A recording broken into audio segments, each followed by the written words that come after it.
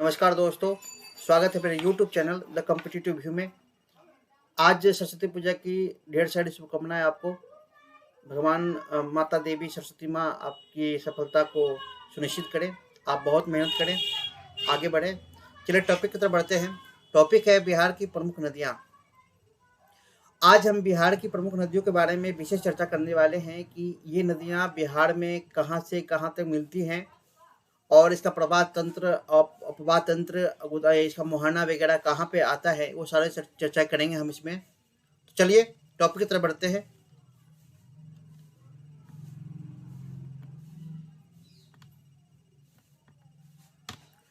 Topic है बिहार की नदियों को समझने के लिए प्रवाह तंत्र को समझना आवश्यक होता है, तभी हम बिहार की नदियों को भली भांति समझ पाएंगे। तो चलिए प्रवाह तंत्र की बात करते हैं कि प्रवाह तंत्र क्या होते हैं। दरअसल प्रवाह तंत्र का तात्पर्य वैसी नदी तंत्र से है जिसका निर्माण सतही जलधाराएं, नदी झील तंत्र से है जिसका निर्माण सतही जलधाराएं, नदी झील आदि द्वारा होती है। आपको बता दें कि लगभग 90% जलधाराएं जो है वह उनका स्वरूप, उनका विकास जो है अपवाह के द्वारा यानी कि प्रवाह तंत्र के द्वारा ही होता आया है। अब इस मैप के माध्यम से हम समझने का प्रयास करेंगे कि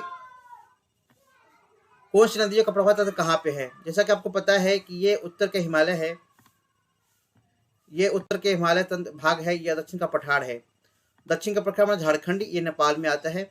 यहाँ से बूढ़ी गंडक, बागमती, कारची, कोसी, कोनकाई, महानंदा आदि नदियाँ निकलती हैं, जिसका मिलन सार जो है गंगा में हो जाता है। उसी तरह इधर से बात करें कि बक्सर से और सासाराम से, इधर से सोन नदी, पुनपुन नदी, फाल्गु नदी, धनधर नदी, बधुआ नदी और इत्यादि नदियाँ प्रवाहित होती है, निकलती हैं और वे कुल मिला के गंगा में मिल जाती हैं। सभी का मिलन स्थल जो है गंगा ही है। अगर इधर देखते हैं कि घाघरा नदी जो है, घाघरा नदी यहाँ पे मिल जाती है, छपरा में आकर के घाघरा नदी मिल जाती है, जैसे देख रहे हैं। और उसके बाद गंडक नदी की अगर बात करें तो ये गंडक नदी जो है यहाँ पे हाजीपुर में आकर के मिल जाती है गंगा में। वही बूढ़ी गंडक की अगर बात करते हैं तो बूढ़ी गंडक यहाँ पर मुंगेर में आकर के मिल जाती है। उसी तरह यहाँ सोन नदी जो है यहाँ पटना में आके मिल जाती है। आरा जिला के पास छोटा सा जगह है, यहाँ पे आकर मिल जाती है। पुनपुन नदी भी यहीं पे मिल जाती है। उसके बाद फाल्गु नदी का मिलन स्थल भी झारखंड जहानाबाद से होकर के इनका मिलन स्थल होता है। वहीं पे अगर दादर नदी की बात करें तो इसका मिलन सार जो है वह यहाँ पे लखीसराय के आसपास में आकर के हो जाता है। तो इस तरह का नदियों का मिलन समारोह होता है, जहाँ पे नेपाल से या उत्तर से दक्षिण पठार से आने वाली नदियाँ का जो है वो कुल मिला के गंगा में मिल जाती हैं।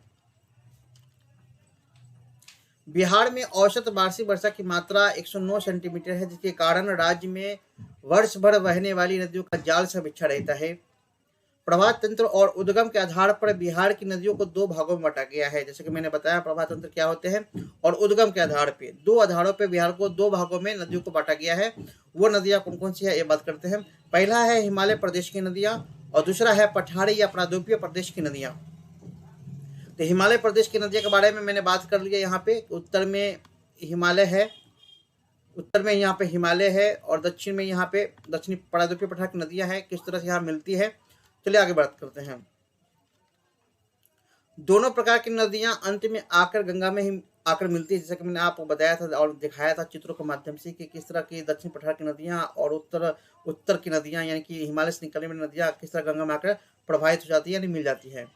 हिमालय प्रदेश की नदियां जो हिमालय से निकलकर उत्तरी बिहार के मैदान में प्रभावित होती हैं, उत्तरी मैदान में समानांतर एवं विस्फाकार प्रणाली का निर्माण करती है, जो अपने मार्ग में निरंतर बदलाव करती रहती है। वो अपने मार्ग में जो है हमेशा निरंतर बदलाव करती रहती है। जो हिमालय प्रदेश की नदियां होती है, जो हिमालय से निकलने वाली नदियां जो होती है वो अक्सर अपने मार्ग को बदलती रहती है।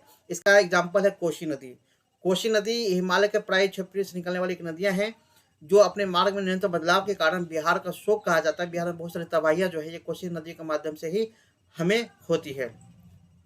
ये नदियां पूर्व से पश्चिम की ओर बहती हैं। इसका मूल कारण है कि पृथ्वी की घूर्णन गति। नदियों का पश्चिम से पूर्व की ओर बहने का मूल कारण है कि पृथ्वी का जो घूर्णन गति होती है उसकी वजह से नदियां पूर्व से पश्चिम से पूर्व की ओर बहती हैं। भौगोलिक दृष्टि से नदियों को 7 भागों में बांटा गया है। आइए बात करते हैं वो कौन कौन से है। पहला है घाघरा, घाघरा और गंडक। दूसरा है गंडक और बागमती। तीसरा है बागमती कोसी। चौथा है कोसी महानंदा। पांचवा कर्मनाशा या सोन, सोन और पुनपुन। और सातवां है पुनपुन और शकरी। तो भौगोलिक दृष्टि से देखा जाए तो नदियों को 7 भागों में बांटा गया है। चलिए अब आगे बात करते हैं कोसी नदी के बारे में। जैसा कि मैंने आपको बताया था कि बिहार में जो नदियां आती है वो अक्सर अपनी मार्ग बदलती है। उस मार्ग बदलने वाली नदियों में सबसे पहला स्थान आता है कोसी का। कोसी नदी जो है अपने रास्ते में अपने मार्ग को बहुत ज़्यादा बदलती है, जिसके कारण बिहार में भारी पैमाने पर तबाहियां आती हैं। चलिए कोसी नदी की बात करते हैं। कोसी नदी या कोसी नदी नेपाल में हिमालय से निकलती है और बिहार में भीमनगर के रास्ते से भारत में प्रज्वल यानी प्रवाहित हो जाती है, यानी आ जाती हैं। इसमें आने वाली बाढ़ से बिहार में बहुत तबाहियां होती है, जिससे इस नदी को बिहार का अभिशाप या बिहार का शोक भी कहा जाता है। इसके भौगोलिक स्वरूप को देखें तो पता चलता है कि पिछले 250 वर्षों में 120 किलोमीटर का विस्तार कर चुकी है। हिमालय की ऊंची पहाड़ियों से तरह तरह से अवसाद, बालू, कंकड़, पत्थर अपने साथ लाती हुई हैं। ये नदियां निरंतर अपने क्षेत्र में फैलती जा रही हैं, यानी अपना मार्ग बदलने के कारण ये क्षेत्रों को तबाह भी करती जा रही है दिन प्रतिदिन। यह नदी उत्तर बिहार के मिथिला क्षेत्र की संस्कृति का पालन भी है। कोसी के आसपास के क्षेत्रों को कोसी के नाम से भी जाना जाता है। ये भी एक हिंदू ग्रंथों का एक बहुत बड़ा एक क्या कहते हैं मान्यता है। हिंदू ग्रंथों में इसे कौशिकी नाम से उद्धृत किया गया है। कहा जाता है कि विश्वामित्र ने इस नदी के किनारे ऋषि का दर्जा पाया था। वे कौशिक ऋषि के शिष्य थे और उन्हीं के नाम पे इनका नाम कोशी रखा गया है। 7 धाराओं से मिलकर सप्तकोशी नदी बनती है, जिसे स्थानीय रूप से कोसी कहा जाता है। महाभारत में भी इसका जिक्र कौशिकी नाम से मिलता है। अब कोसी नदी की जब बात कर रहे हैं तो कोसी नदी में बनने वाले बांध के बारे में बात करेंगे कि इस पर कौन कौन से बांध बने हैं। तो आइए बात करते हैं बांध के बारे में। कोसी नदी पर सन 1958 एवं सन 1962 के बीच एक बांध बनाया गया था। यह बांध भारत नेपाल सीमा के आसपास नेपाल में स्थित है। इसमें पानी के बहाव के नियंत्रण के लिए 52 द्वार बने हुए हैं, ताकि इसका पानी का बहाव को नियंत्रित किया जा सके, जिन्हें नियंत्रित करने का कार्य भारत के अधिकार में आता है।